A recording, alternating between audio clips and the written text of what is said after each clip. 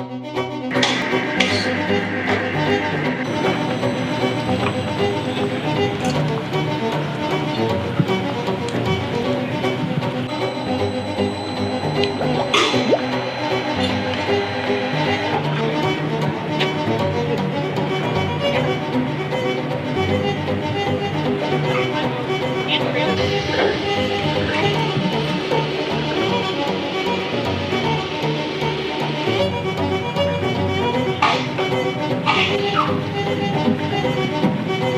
7 o'clock, the witching hour.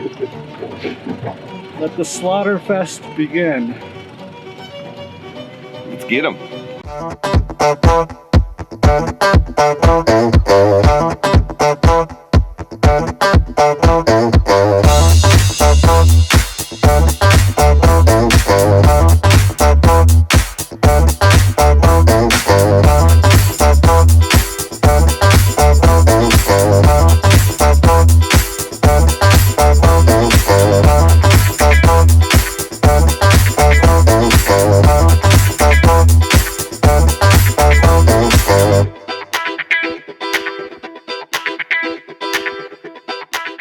Good morning, everyone. Welcome to the program. We're here at the Sling in Edmonds. I'm out fishing today with Barry, Robbie, and Hannah. We're going to be going for some pink salmon. It's the end of August, September 1st actually. Out here on the Sound, the pinks have been flooding through. The reports are coming in, lots of fish out there. We're going to show you some techniques on jigging for pink salmon this morning. We'll be running out to the Shipwreck and show you how to catch pinks by jigging. It's a very simple technique. It can be deadly effective. We're waiting for the sling to open up. They changed the hours from 6 to 7 o'clock, so I got everyone up early for no reason whatsoever. But it's going to be a beautiful morning, so join us and let's go fishing.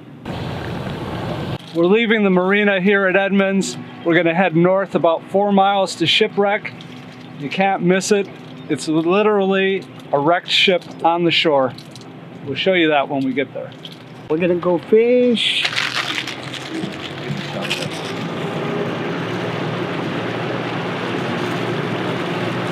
What a beautiful morning. We've got a ferry leaving the dock. Off to my right, there's anglers out there on the Edmonds fishing pier, casting for pinks probably. Gonna fire up this motor and get down there to Shipwreck.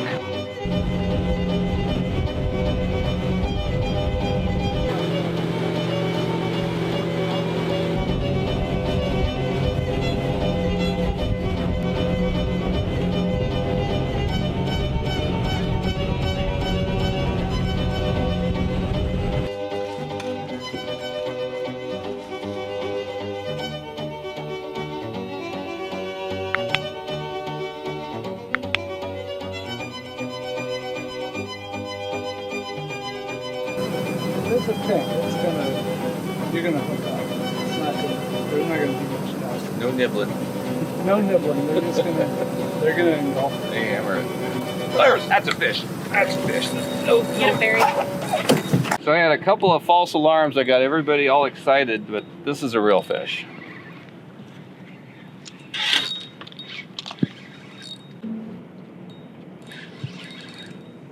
Put on like a little bit of a pink crippled herring. Oh yeah, here we go. All right, we're almost ready for the net.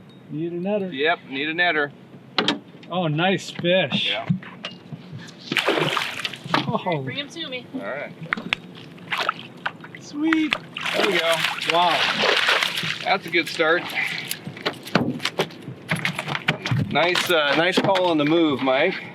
Yeah. We started seeing some jumpers, and then boom, there we go, baby. Nice pink.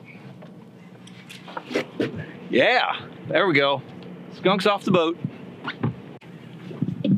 Got something.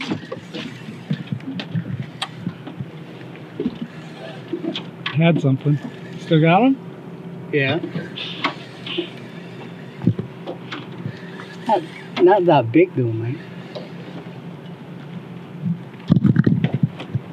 Robbie, that's lazy man fishing. You just comfortable. I was falling asleep too. Oh my God. Fish just woke me up. Is he off? He must be off. He must be off.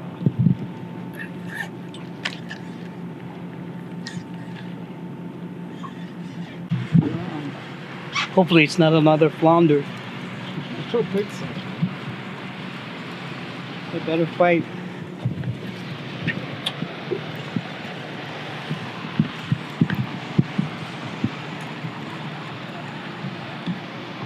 And it is another flounder. And he You failed. gotta be kidding me. What is up with that, Robbie? I have a very sensitive rod. I can feel those little fish. Here, let me show you the story of the guy that I used to own the boat with. He passed away, unfortunately, but we actually did his memorial down there for Dondo. But so every time we'd go down and fish down there, every time we get close to the dock, he'd go, God, I wish we'd hook one right in front of these guys. You know, it's every single time. Steve, it's no big deal. No, I'm gonna hook one right in front of the captain here. So sure enough, we're just making the turn past the boat launch to go out. Fish on! He gets, I said, all right, you got your wish. And I'm starting to turn the boat. No, keep it right here, keep it right here. I'm like, Steve, they're like, yeah, come on. So he's fighting it, and it gets close, and I look down, it's a freaking garbage bag. And he looks at it, he goes, okay, turn the boat. I said, no, I'm gonna net it. So I net it, I hold it up for everybody. I tell you, if there was a hole to crawl in my boat, he would have crawled away. Man, it was awesome. Look what he got. You wanna go away?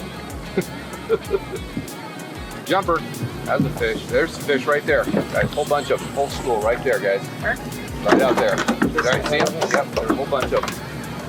Let me motor us up there. Yeah, right out there. Yep. I'm gonna Straight out there. putt this up there. Yeah.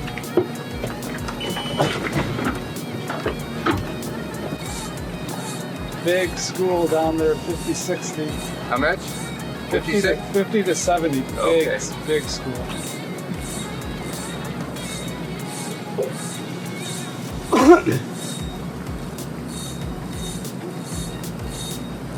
Who's ever down, dropped, who's you're That's me. there. I'm right there now. You were there. Me. Hey everybody, Rob Woolman with Northwest Fishing Report, and today we've got a spotlight on Dutch Fork Custom Lures. I'm here with Keith Eshbaugh. Keith, owner and inventor of quite a few Dutch Fork lures, huh?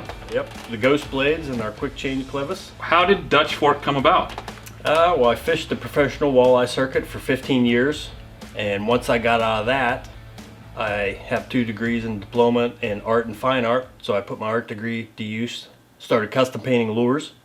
Then we came up with the plastic spinner blade idea, and we found out that they're half the weight of a metal blade, and they'll spin at quarter to a half mile an hour.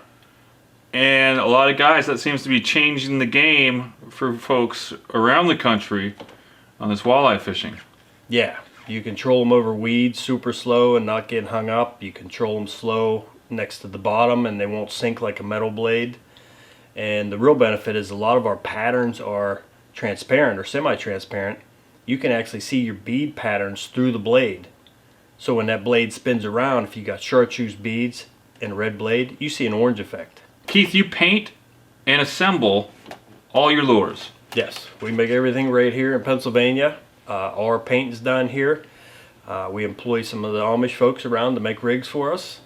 They do a quality job. Everything's tied just perfect, and nothing leaves the shop without being inspected and being top notch. Quality control. But you're going to take us through the process of painting. Yep, we'll show you how a blade is painted properly, Mm-hmm. and we use the same technique as you were painting a sports car. Okay. So the paint will not come off the blades. Okay, great.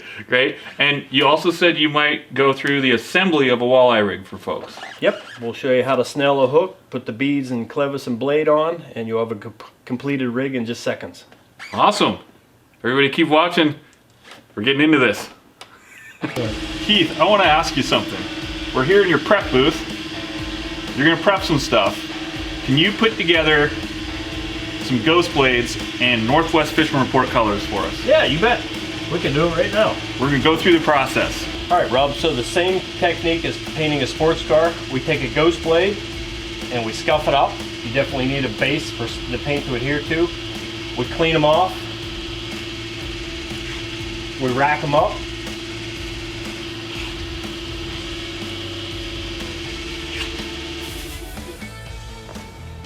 And we're ready to paint. All right, so it's racked up. You're gonna paint. Yep, we'll paint your colors for you. So of course we got the exhaust fan running because you don't want to inhale the fumes. Safety first. Safety first. Exhaust fans going. So everybody, just look close. Yep. So we're gonna take the white paint.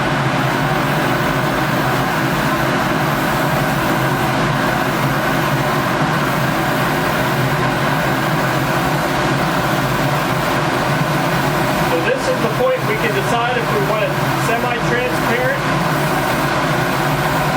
we want to make it a solid color, and there, our white's done. Alright, so now we're going to add your blue dots to it.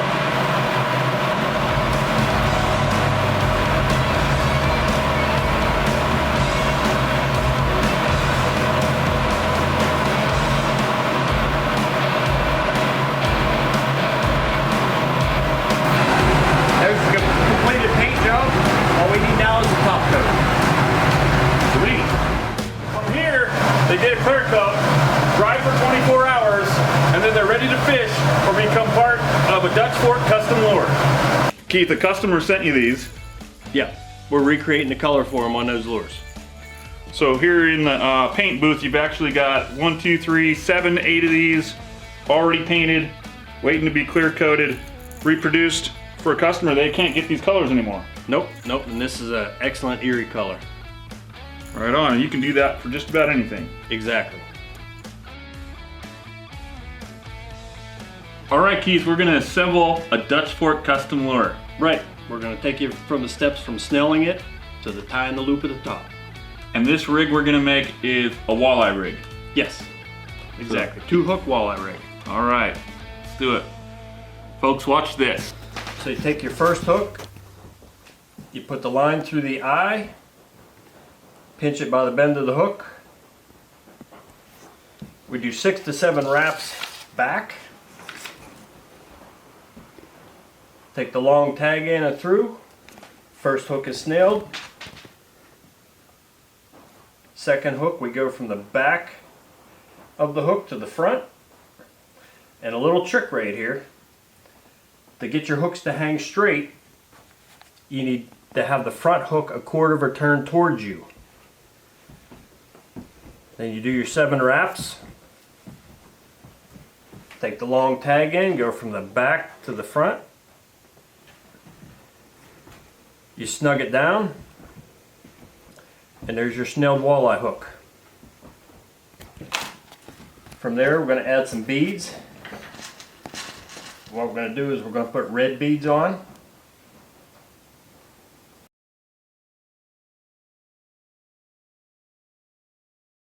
So we're going to use 7 6mm beads.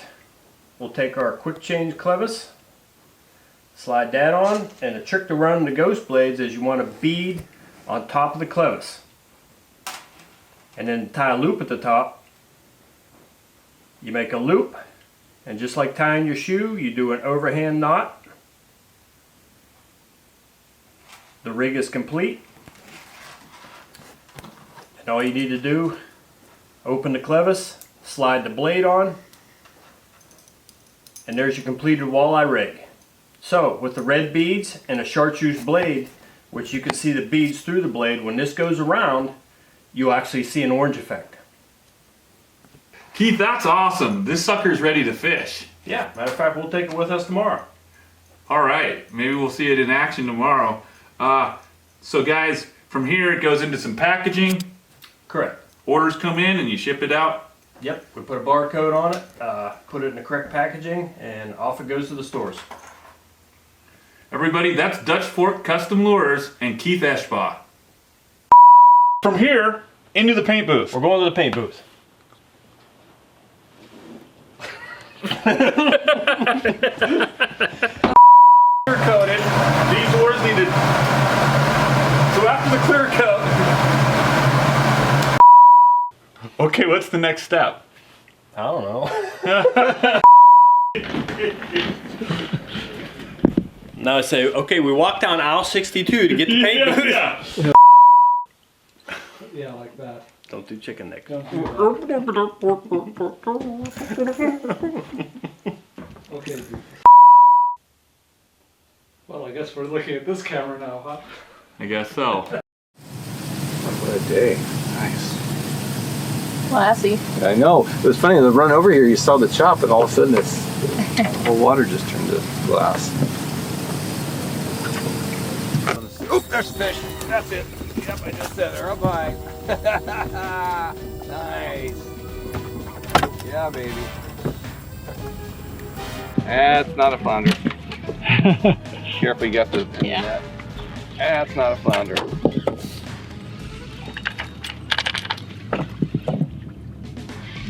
Oh yeah, he's right here. That's a nice fish. Be a coho. Could be a coho. There's another one coming. Yeah, it's following at the pink. Another one's following? Yeah. Oh! Fish on. Release. Get back out and get them. They're here. Go. Long line release. Actually, short line. It was close to the boat. I should have let him play a little more though. We're gonna now go for coho. So we're gonna try this combo flasher and spoon here. I've had a lot of success with this spoon actually up on Lake Chelan for Mackinaws. And I've seen a few reports where this color looks to be pretty effective on coho. So we're gonna give this a shot today. I'm gonna put some, I don't have any herring strips. We're gonna put some herring scent on there because when you're fishing for coho, it's all about the herring. See how that works. Let's go get some more in the boat. Yep. For the second downrigger, I've got a flasher and a hoochie, and we'll put a herring strip on it. How deep do you want it, Mike?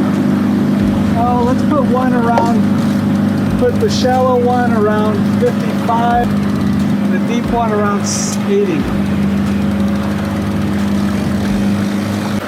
Fish. Fish. That's the fish.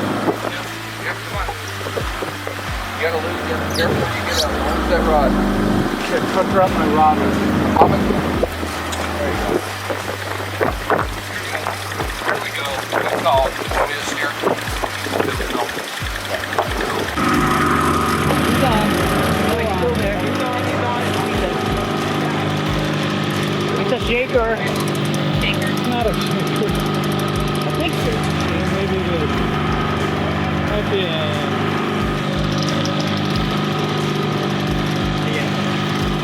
might be one of those pink. Might be a pink.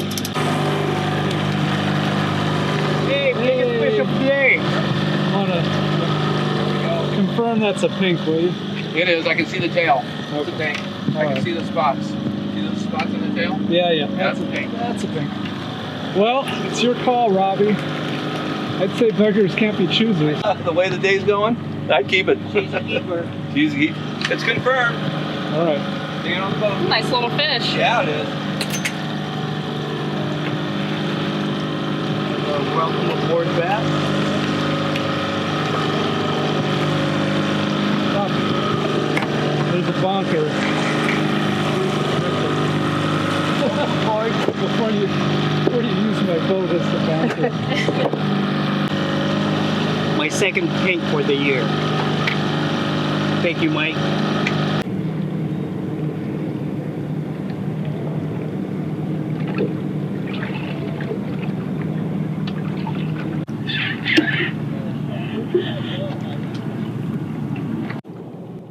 Dodger. Yeah. I wonder how many fish we would have seen. Oh, chasing. chasing and following it in. That's what's so frustrating when I've done the Go Fish camera.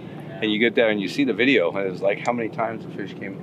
Another really cool thing is to see how they come off, because I've had fish on and lost them, and kind of see the activity and how they go so ballistic they can actually come off.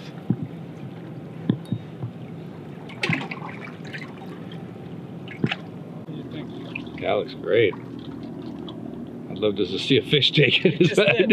Huh? Just right Oh, there. right there, right there. Yep, yep.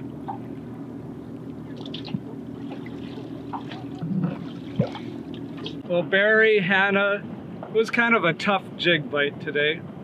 We hooked a couple, felt a few, but it was just not a hot day out there. It was just enough to keep us fishing longer. That it was. Yeah. So we fished through the low tide, then we did some trolling, came back and did a little high tide jigging. We all got bit here at the end. Saw fish come up, but it was not to be. I want to show you guys some of the gear that we've been using today. And there's a theme. Pink. Pink. And more pink. So if you're casting out, you can do it a couple different ways. We've shown you can cast out and retrieve back and jigging as you do it, or you can drop it straight down and jig your way back up to the top. Either way works perfectly fine. One thing to keep in mind is fish right to the boat. Oh yeah. Because we've all had fish come up and snap at it just feet from the boat. So don't give up on your jigging until that jig's out of the water. There'll be better days, better fishing, right? Yeah, it is fishing. It was a fun day out on the water, Yeah. just not the greatest day catching. So every other year, pink salmon in Puget Sound, put away your trolling gear and give the jigging a try and see how you do. We'll see you guys on the water and online.